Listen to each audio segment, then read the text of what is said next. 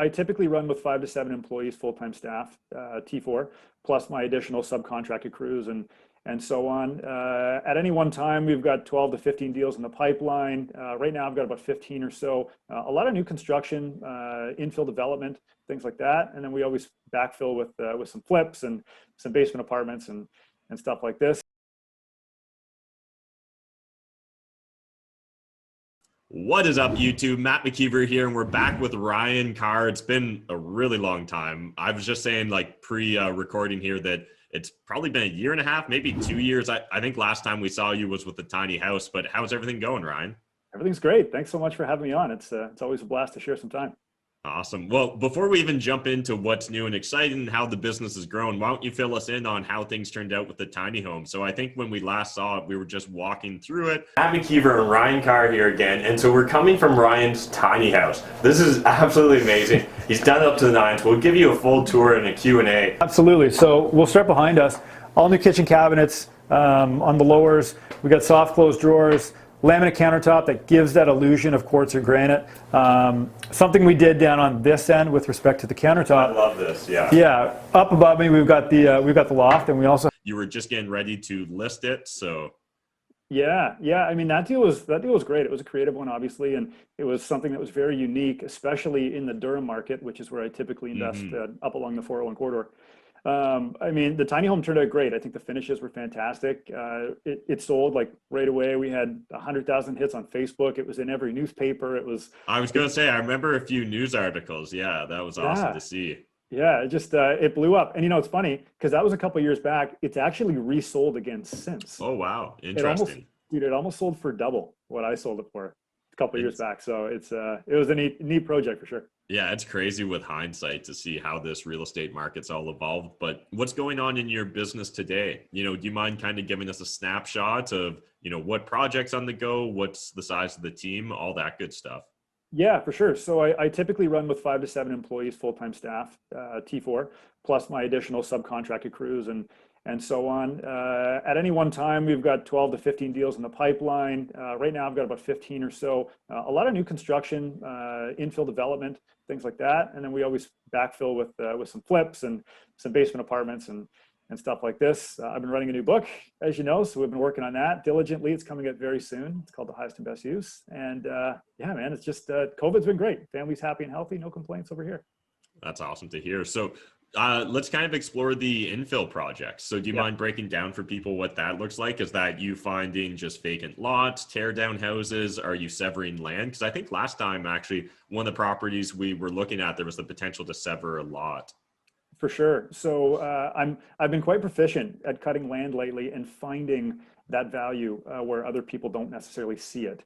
And like for me, I'll buy a corner lot, I'll cut the back half off, or I'll buy a double lot, sever it down the middle, build 2 houses. In this case, I've got a lot of triplexes on the go. So depending on the zoning, if it's preferential or not, I'll buy one lot, cut it in half, rezone the property, and then put 6 units where there was previously 1. That's actually been, I think I got about 4 or 5 of those on the go right now. So that's really been where I've been able to find value lately. But yeah, the infill stuff is great. It's a little bit more time consuming, but at the beginning of COVID, I saw an opportunity where I knew construction was going to be challenging just because you can't get materials and stuff. So I said, okay, let me take a step back. What can I do on the back end with real estate, but still make forward motion?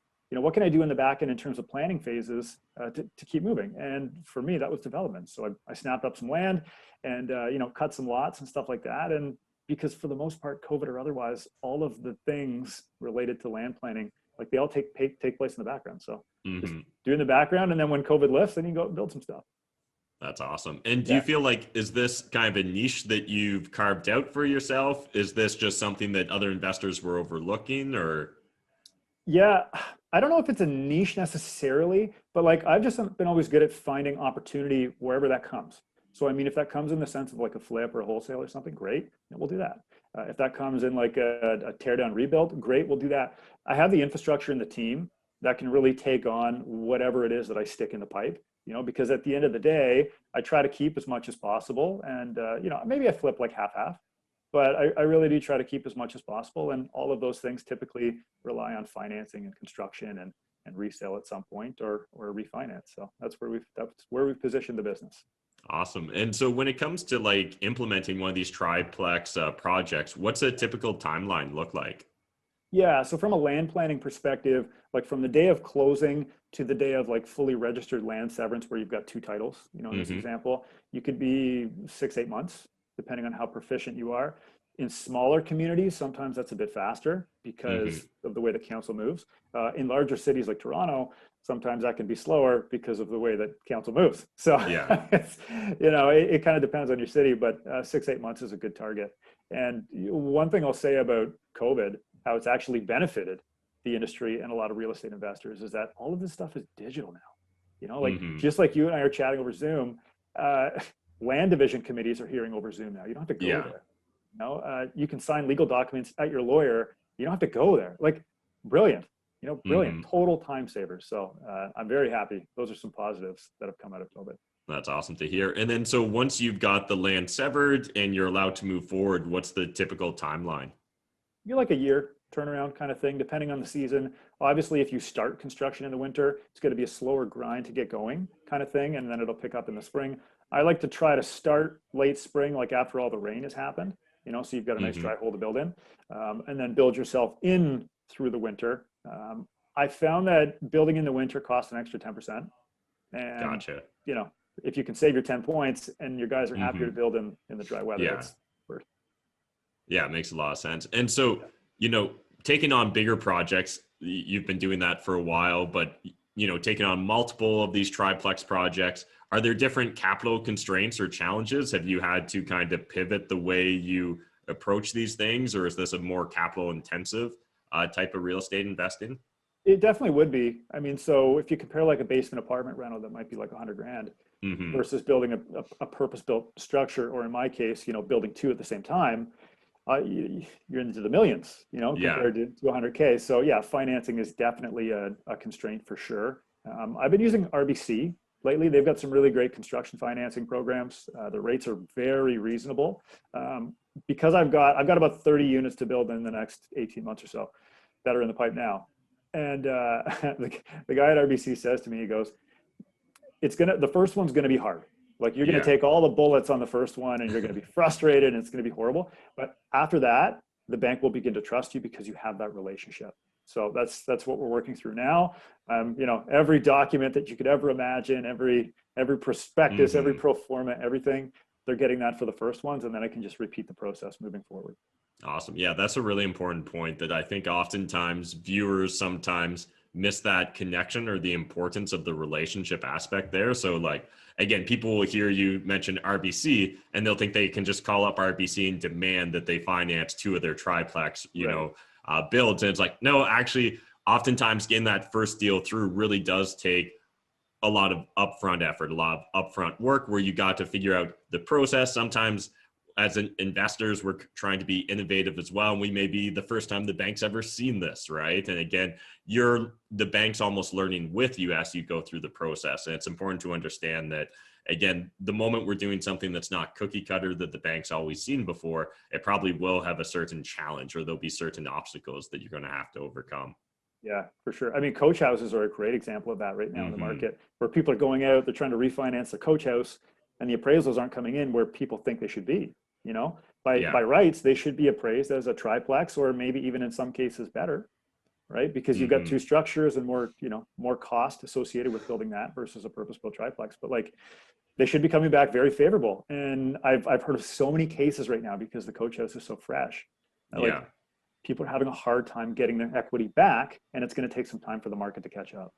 And so that's actually a really hot, subject matter, garden suites, carriage house, laneway Yeah, house, whatever you want to kind of frame it or call it as.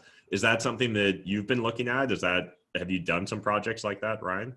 I have. So previously in Oshawa, I did something very similar, and this was about maybe like 3-ish years ago, 4 years ago. I did a coach house that was in similar fashion to what we're seeing today. You know, and now they've actually taken it one step further in the sense that we can have three parcels on one lot, or sorry, three units on one lot instead of just two.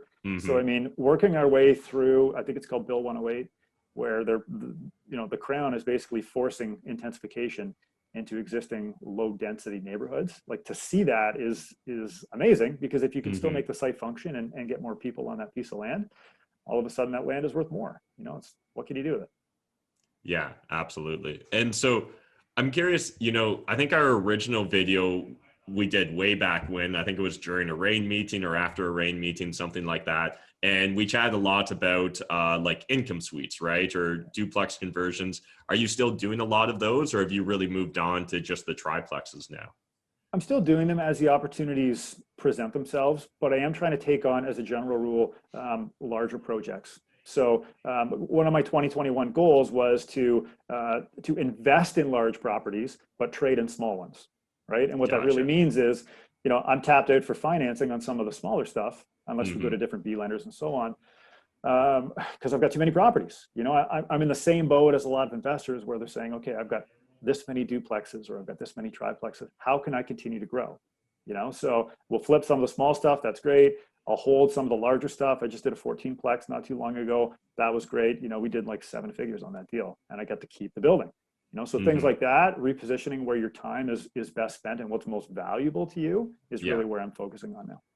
Awesome. And so right now, one of the things you're focusing on is writing a book as well. Do you want to chat about that a bit? Yeah, the highest and best use playbook. I look back, I'm coming up on my 59th property. And I've looked back at all the deals that I've done, and I said to myself, okay, what is it about all of these deals that really made me tick? And I realized that it was like finding that angle. I'm a big believer in good deals are found, great deals are created. And out of that ideology stemmed this book on the highest and best use. And the way that I'm looking at property really came down to 3 things.